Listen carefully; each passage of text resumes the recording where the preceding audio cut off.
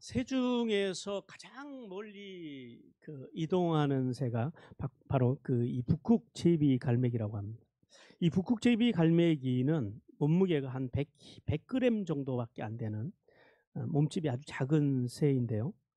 이 새는 봄과 여름에는 북극의 그린란드와 아이슬란드에서 번식을 하며 지내다가 가을이 되면 영국, 아프리카 대서양을, 그러니까 지구를 종으로 횡단하는 거예요. 밑으로.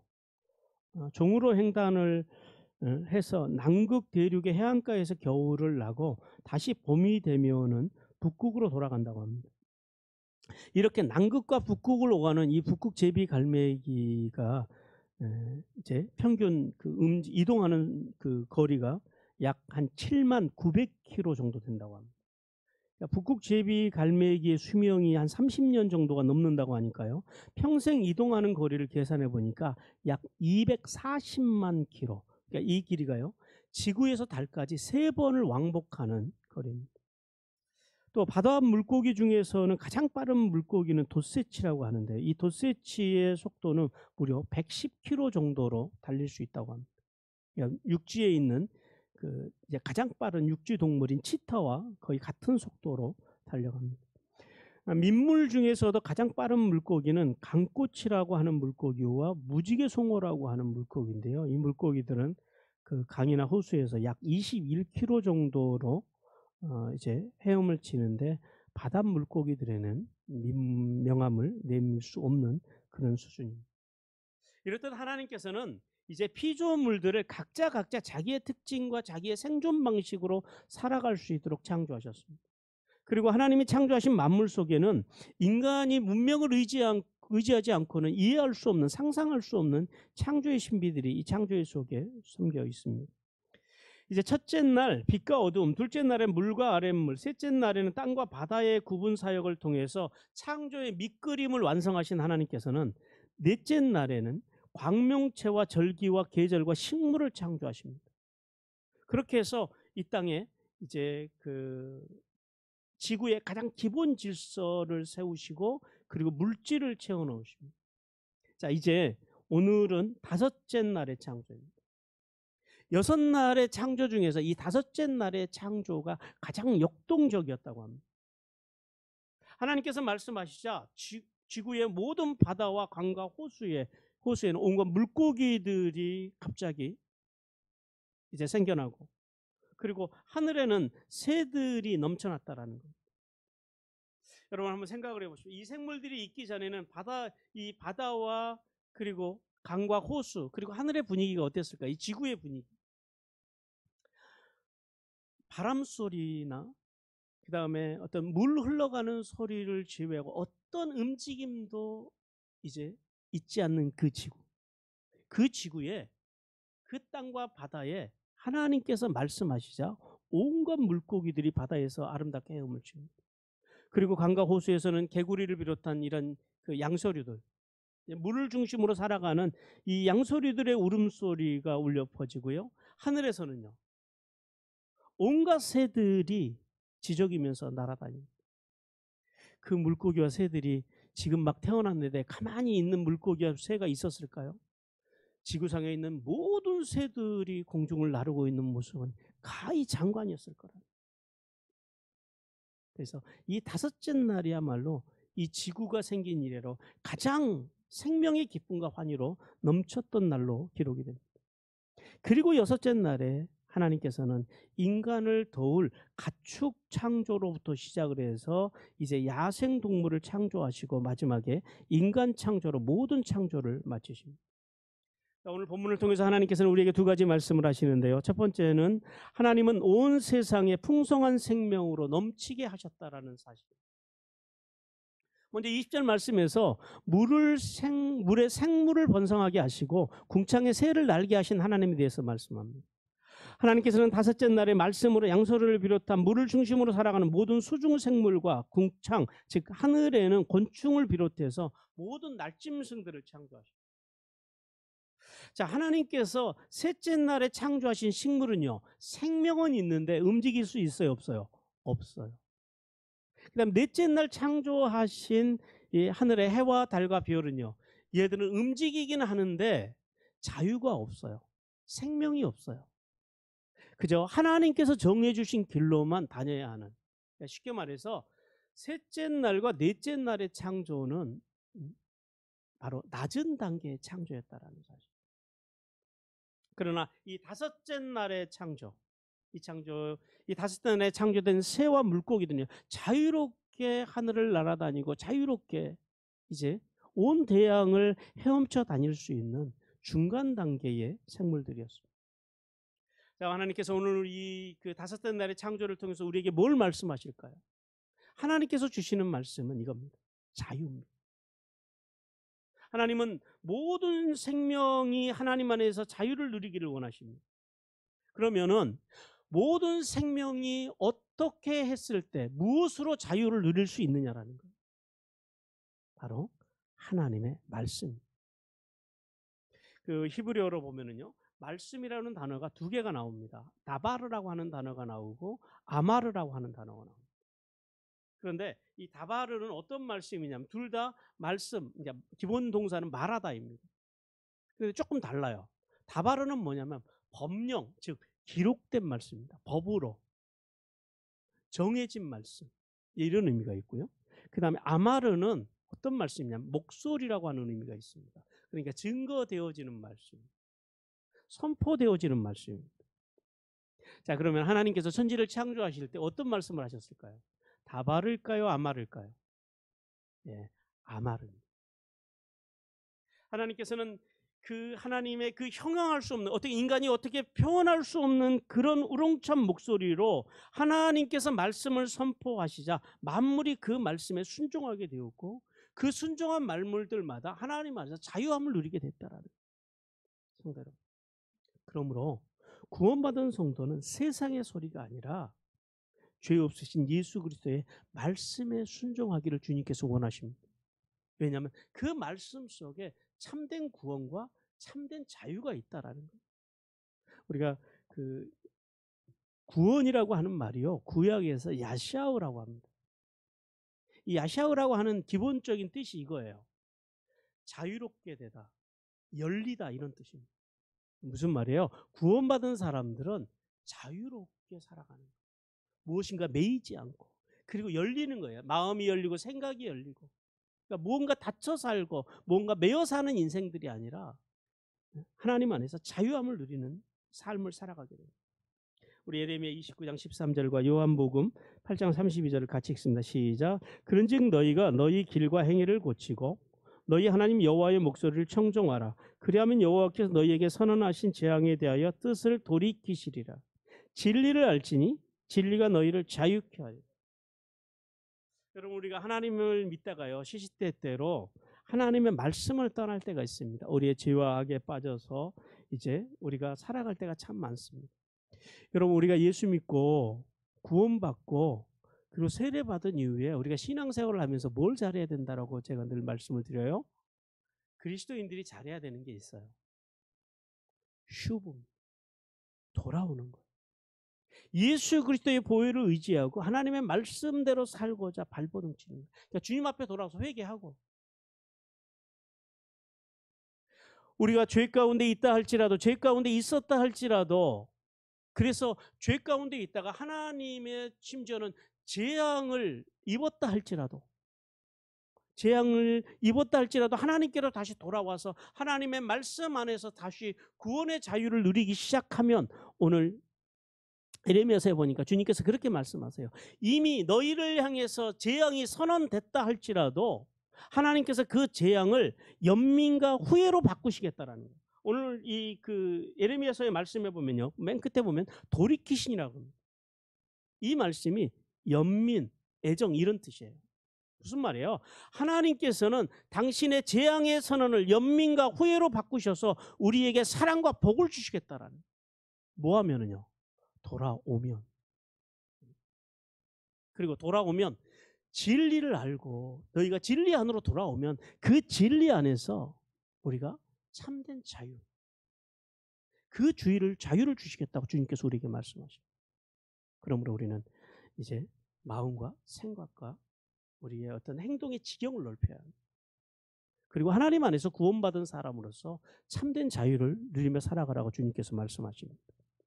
그러므로 구원받은 성도는 참된 자유를 누리기를 원한다면 날마다 복음이신 예수 그리스도 안으로 들어가야 됩니다. 왜냐하면 예수님의 십자가 외에는 우리의 죄 사함을 받을 길이 없고 우리가 죄의 사슬로부터 자유하게 될 수 없기 때문입니다. 그래서 우리는 바다의 생물들과 하늘의 새를 볼 때마다 그 하나님의 창조된 그 작품들을 볼 때마다 아, 내가 구원받은 존재지라는 사실을 알고, 그리고 또 나를 향해서 자유롭게 살기를 원하시는 그 하나님의 뜻을 발견하는, 그래서 풍성한 은혜 가운데서 자유하게 열린 삶으로 하늘의 복과 땅의 복을 받는 성도들이 되라고 주님께서 말씀하십니다. 계속해서 주님께서는 22절과 23절을 통해서 번성의 복을 주시는 하나님에 대해서 말씀합니다. 하나님께서는 창조의 다섯째 날에 그 적막했던 지구의 물속에 형형색색의 물고기들로 득실거리게 하시고 그것들로 하여금 헤엄치게 하십니다. 그리고 하늘에는 각종 아름다운 새들이 춤듯이 날아다니면서 이 지구에 활기로 넘치게 하십니다. 하나님께서 이 다섯째 날에 이 그 바다의 물고기와 그리고 이제 공중의 새의 창조를 통해서 우리에게 창조의 두 가지 특징을 보여주시는데요. 첫 번째는 생육하고 번성하고 충만한 복을 주셨다라는 것. 먼저 이 생육의 복이라고 하는 것은 어떤 거냐면 하나님의 생경과 영광 안에서 이제 우리가 이걸 생각하시면 돼요. 우리가 그 이제 가을날이 되면 그 과일나무 열매에, 그러니까 사과나무에 열매들이 주렁주렁 매달려 있잖아요. 이게 생육. 이게 생육의 복이에요. 그러니까 우리의 인생에 성령의 열매들로 이 하늘의 복과 땅의 복으로 주렁주렁 인생의 열매를 맺게 해주시는 것이 생육의 복이고요. 또 본성의 복이라고 하는 것은 뭐냐면은 흘러 넘치는 거예요.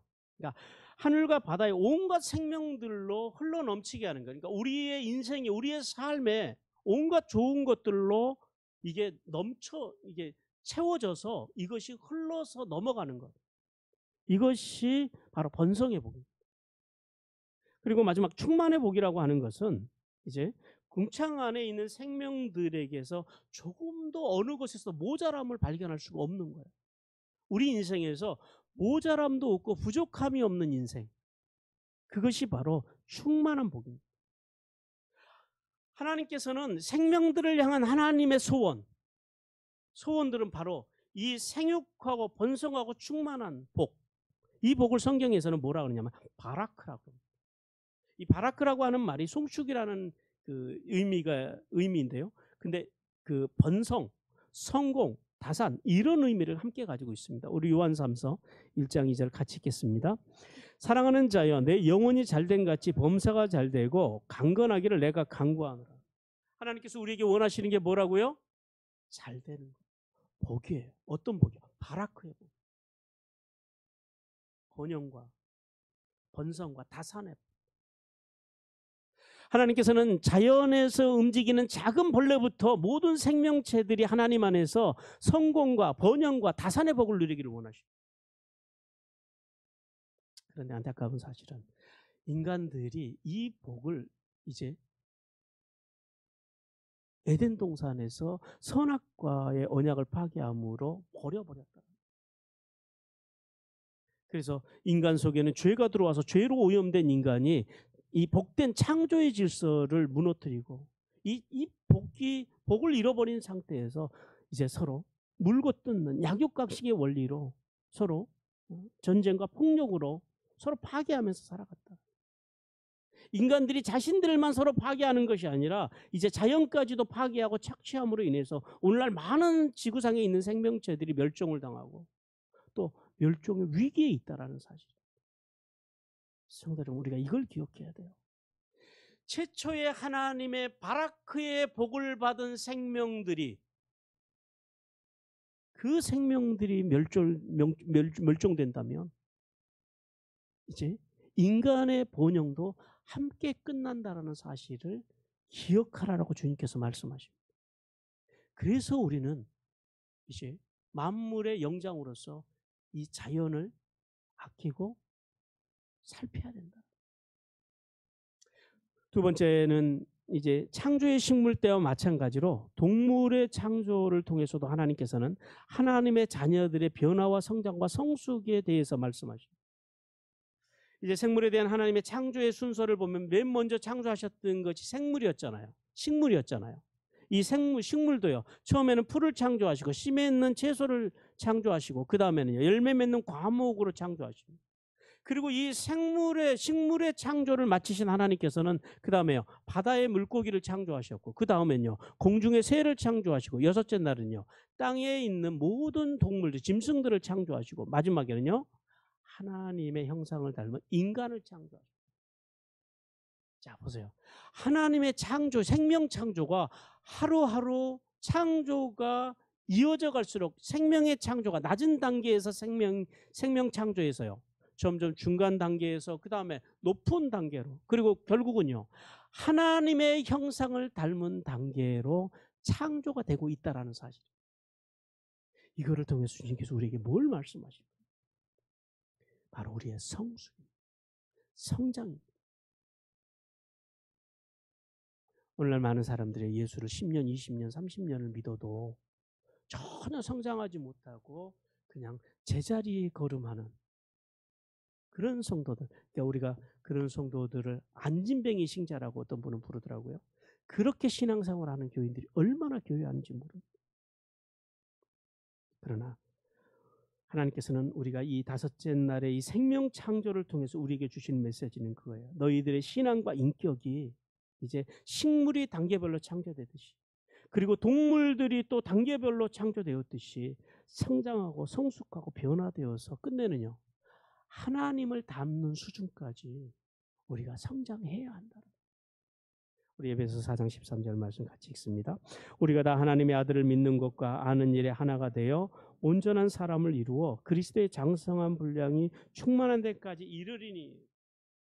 하나님 복음이신 예수 그리스도를 믿어 구원받아 세례를 통하여 예수님과 연합되어 성화의 삶을 살아가는 성도들이 삼위인격을 닮아가는 성도들이 예수 그리스도의 인격으로 날마다 나아가야 한다는 사실에 대해서 말씀합니다.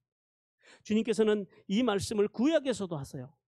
구약의 이 성막을 통하여서 성도가 어떻게 성장하고 어떻게 변해야 되는지 성막의 구조를 통해서 우리에게 보여주시는데요. 첫 번째는 뜰의 단계입니다.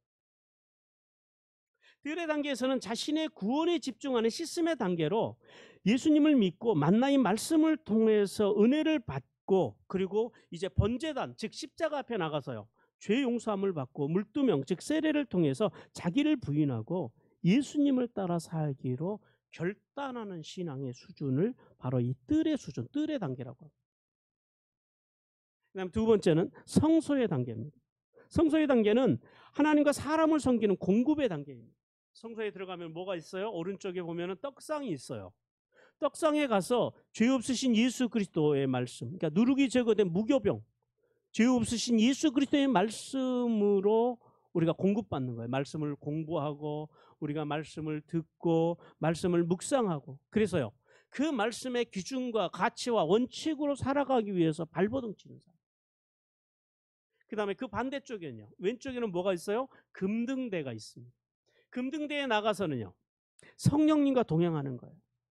성령님으로 늘 자신을 조명하고 성령님의 인도를 받는 삶이 이제 금등대의 삶입니다. 그리고 마지막 한가운데는 뭐가 있어요? 분향단이 있습니다. 분향단은 찬양과 예배와 기도의 삶입니다. 거기서 하나님을 높여드리고 하나님의 관심인 사람에게 관심을 갖기 시작하는 거예요. 어디 가요? 성소의 단계. 이 수준으로 우리가 자라가요. 그리고 마지막 세 번째 단계는 지성소의 단계입니다. 지성도의 단계는 하나님께 코드를 맞추는 단계로 하나님의 언약 앞에 나아가서 매일 하나님과 예배하고 매일 교통하는 수준의 삶을 살아가요. 그리고 하나님의 그 영광의 빛 속에서 이제 세 가지 정신으로 이제 살게 되는데요. 첫 번째는 감추인 만나의 정신입니다. 즉 하나님만이 나와 가정과 교회와 국가의 공급자이심을 고백합니다. 나의 인생의 공급자가 누구예요? 내 자녀들의 공급자가 누구예요? 하나님이시라는 사실. 이 정신으로 살아가는 거예요. 두 번째는 아론의 쌍난 지팡이의 정신입니다. 하나님께서 세우신 영적 질서에 순종하는 거예요. 순종이 안 되면 복종이라도 하고 복종이 안 되면 맹종이라도 하는 그런 자세. 이것이 바로 아론의 쌍난 지팡이의 정신입니다. 세 번째는 두 돌판의 정신입니다. 하나님을 사랑하고 이웃을 사랑해요. 근데 이웃을 어떻게 사랑하래요? 하나님 사랑하듯이 사랑하라.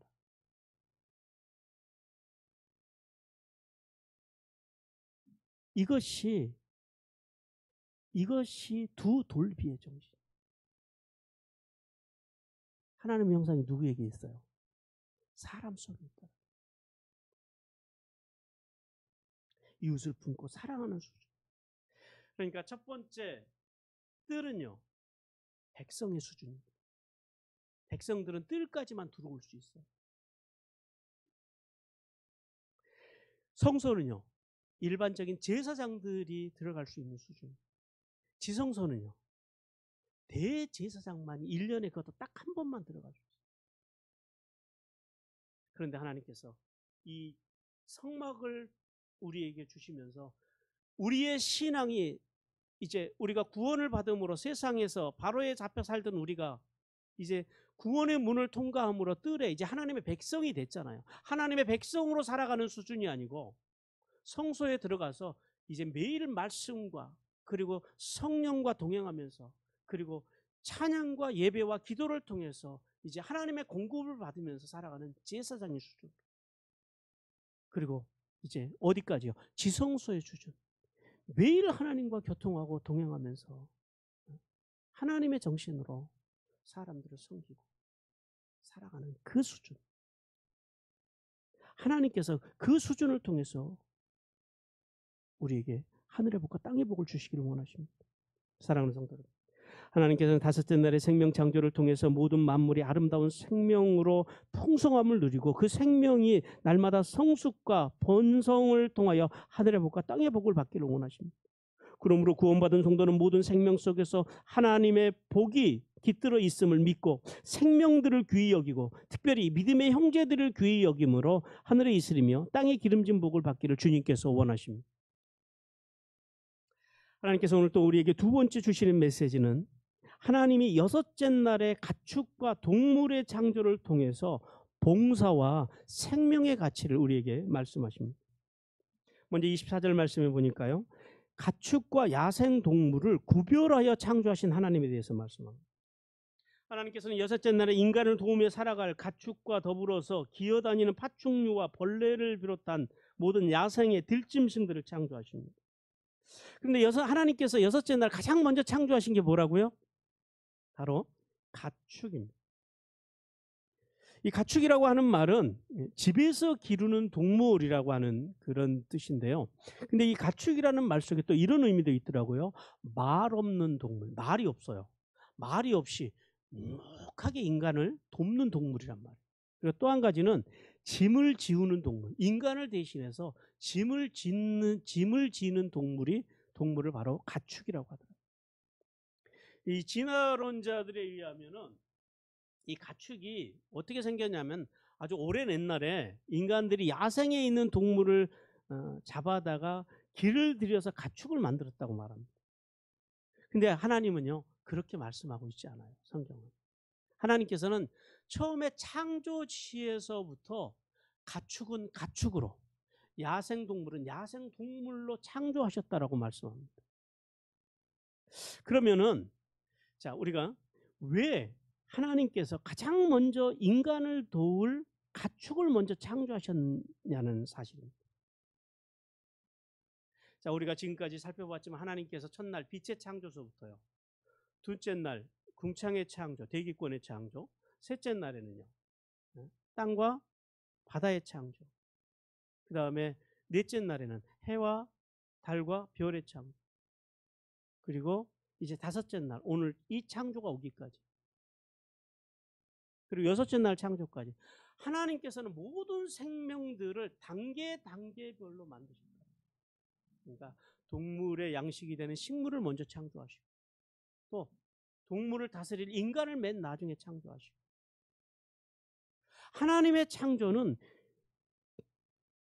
아주 세밀하고 그리고 아주 계획적으로 창조되었다라는 거예요. 그러면 하나님께서 이 6일째에 가장 먼저 가축을 창조하셨을 때는 그만한 이유가 있어서 창조하셨다. 바로 봉사입니다. 하나님의 천지 창조의 목적, 특별히 인간의 창조의 목적이 봉사에 있다라는 사실을 말씀하기 위해서 여섯째 날 가장 먼저 가축을 만드셨다라는 거예요. 우리 이사야 43장 7절 말씀 같이 읽습니다. 내 이름으로 불려지는 모든 자, 곧 내가 내 영광을 위하여 창조한 자를 오게 하라. 그를 내가 지었고 그를 내가 만들었느니라. 사람을 왜 만드셨다고요? 하나님의 영광을 위해서 만드셨다.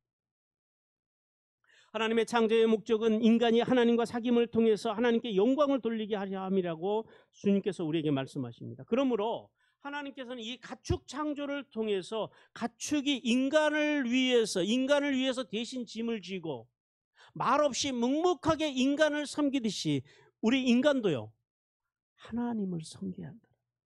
하나님의 영광을 드러내는 존재로 살아야 한다라고 주님께서 말씀하십니다.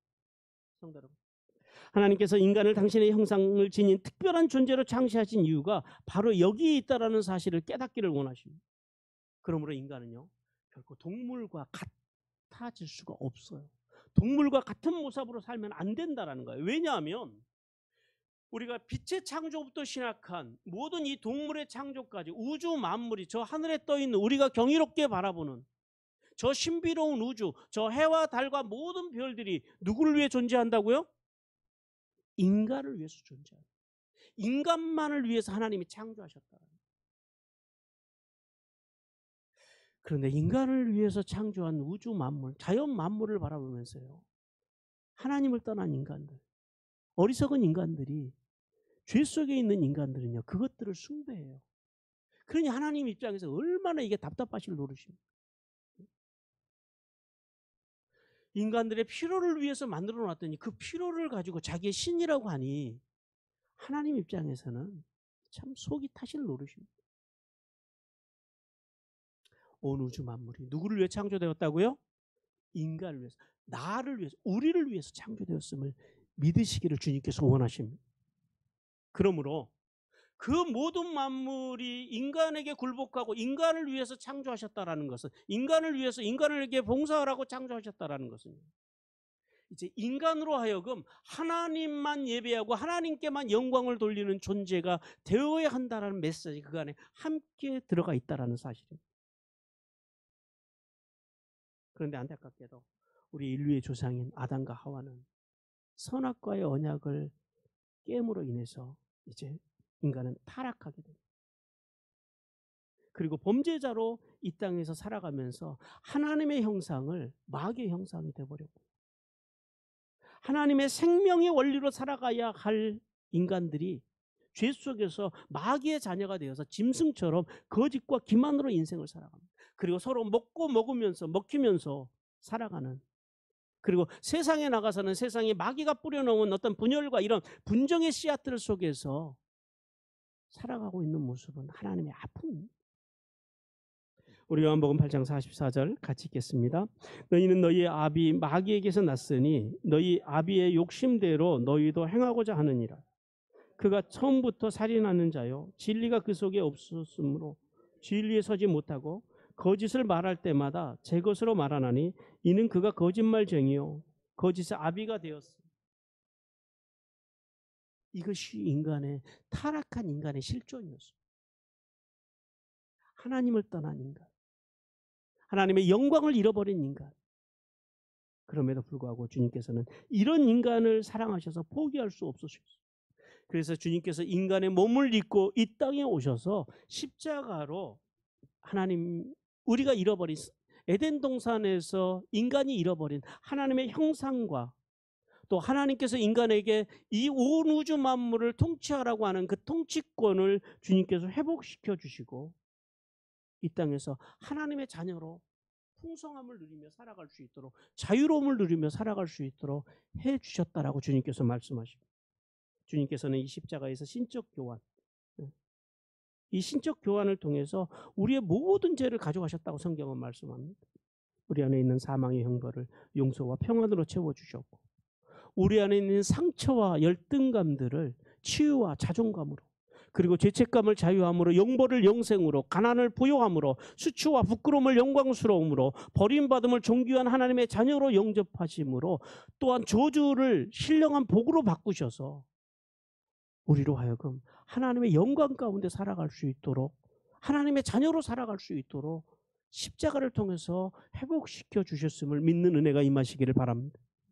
그러므로 구원받은 성도들은요, 이제 우리는 인간을 위해서 창조된 저 가축들을 바라볼 때마다 우리의 존재의 이유와 존재의 목적을 우리는 깨달아야 됩니다. 예수님의 십자가의 공로로 하나님의 형상으로 회복되었음을 믿고 인간은 오직 하나님의 영광을 위해서만 살아야 될 존재라는 사실을 깨닫고 날마다 하나님께 영광을 돌림으로 하나님의 하늘의 복과 땅의 복을 받는 성도가 되라고 주님께서 말씀하십니다. 그리고 오늘 마지막으로 주님께서는 이제 21절과 25절 말씀을 통해서 땅의 생물을 종류대로 창조하셨다라고 말씀합니다. 하나님께서는 식물을 창조하실 때와 마찬가지로 이 동물을 창조하실 때도 각각 종류대로 각각 고유한 DNA를 가진 유일무이한 생명체로 창조하셨다고 말씀합니다. 이 진화론자들의 주장을 정리해 보면 이렇습니다. 대략 137억 년 전에 이제 우주의 빅뱅을 통해서 무기질이 생겨나고 이제 점진적인 진화와 또 이 작은 변화와 변형들을 통해서 차츰차츰 발전하고 유기물이 원시 생물로 발전하여 환경적인 영향과 돌연 변이를 통해서 이제 오늘날에 이르게 되었다고 그렇게 주장합니다. 근데 여기에는요 문제가 많아요. 뭐가 제일 큰 문제가 뭐냐면 이게 과학적으로 전혀 받침이 안 된다라는. 그러니까 여러분 진화론을 생각하실 때마다 과학을 생각하시면 안 됩니다. 왜냐하면 진화론은 과학이 아니에요. 지난주에도 말씀드렸지만 과학이라는 건 뭐예요? 과학이라고 하는 것은 연구하고 분석해서 그 결과를 보고 말하는 게 과학이에요. 근데 진화론은 이건 연구하고 분석할 수가 없어요. 최소한 연구하고 분석하려면은 137억 년을 살아야 돼요. 그래서 그때서부터 지금까지 이렇게 생명이 진화되었다라는 증거가 있어야 된다라는 거예요. 근데 오늘날 그 진화론자들, 그러니까 진화론은 그러니까 사실은 신앙입니다. 신앙. 과학이 아니고. 이건 거의 신앙에 가깝다라는 거예요. 근데 그래서 이 진화론자들이 몇 가지 과학적인 증거를 자기들 나름대로 만들어냅니다. 그런데 이런 것들도 오늘날 유전자학이 발달하면서 이 유전체 지도가 만들어지면서 이 진화론이 얼마나 허구인지를 다 이제 드러나고 있는 그런 실정입니다. 최소한 이런 진화론자들이 말이 맞으려고 그러면요. 첫 번째, 이 중간당의 식물이 있어야 된다라는 거예요. 그러니까 원숭이에서 사람 중간 단계가 있어야 되는데 그런 화석도 발견이 안 됩니다. 그리고 두 번째는 이제 유전자학이 발달하다 보니까요. 유전체 지도를 만들게 보니까 모든 종들이 다 각 종마다 유전자 지도가 달라요. 사람의 유전자 지도가 다르고 원숭이의 유전자 지도가 다르고 또 하다못해 사과나무의 유전자 지도가 다르고 배나무의 유전자가 달라요. 무슨 말이에요? 종에서 종으로 진화할 확률이 얼마 분의 1이라고요? 1000만 분의 1입니다. 1000만 분의 1. 이게 지금 유전자학에서 밝혀낸 사실이에요. 그러니까 종에서 종으로 도저히 진화는 불가능하다라는 거예요. 그리고 세 번째 이 사람들이 진화의 단계라고 증거라고 주장하는 것 중에 하나가 뭐냐면 자연 선택설입니다. 이제 다른 말로 용불용설이라고 하는데 예를 들어서 기린이 높이 있는 풀을 뜯어 먹으려고 하다가 목이 길어졌다라는 거예요. 근데 동물원에 있는 기린이요. 지금까지 목이 짧아지지 않아요. 먹이를 바닥에다 주는데도. 그러니까 전혀 과학이 아니다라는 거예요. 그러니까 이 용불용설이 전혀 입증되지 않는다라는 거예요. 성도 여러분, 하나님께서는 천지를 창조하실 때 인간을 비롯한 모든 형상을 이미 그 형상, 고유의 형상으로 결정하였음을 믿으시기를 주님께서 원하십니다. 우리는 이 창조의 신앙에서 한치의 흔들림도 없어야 합니다. 하나님께서는 이제 인간을 비롯한 모든 생물을 각 고유한 모습대로 창조하셨다. 가장 아름다운 존재로 창조하셨다. 인간은요, 인간으로. 원숭이는 원숭이로. 호랑이는 호랑이로. 개는 개로. 사과는 사과로. 들에 들국화는 들국화로 하나님께 창조하셨다. 무슨 말이에요? 각 생명마다 하나님의 고유한 아름다움이 있고 특징이 있다라는 거예요. 그러므로 자연 만물 중에서 인간이 함부로 대할 수 있는 피조물은 없다라는 사실을 깨달으라고 주님께서 말씀하십니다. 왜냐하면 모든 생물은 각자 하나님께서 그 쓰임새와 성질에 맞게 창조하셨다. 개는 정말 개같이 생겼잖아요. 그러니까 참 아담, 우리의 조상 아담이 이분이요, 오늘날 AI보다 더 뛰어나신 분이에요. 어떻게 그렇게 생물들의 특징을 잡아서 이름을 그렇게 기가 막히게 지어놓으셨냐. 뱀은 진짜 꼭 뱀같이 생겼잖아요. 호랑이는 호랑이같이 생기고. 무슨 말이에요? 모든 생명들이 고유한 자신만의 생명을 갖고, 그리고 자신만의 모양을 가지고 형상을 가지고 이 땅에 태어났다라는, 그 일을 누가 하셨어요? 하나님이 하셨어요. 그러므로 우리가요, 길에 있는 풀 한 포기, 돌 하나, 나무 한 그루, 벌레 하나까지도 하나님의 고귀한 창조물이라는 사실을 깨닫는 은혜를 받으라고 주님께서 말씀하십니다.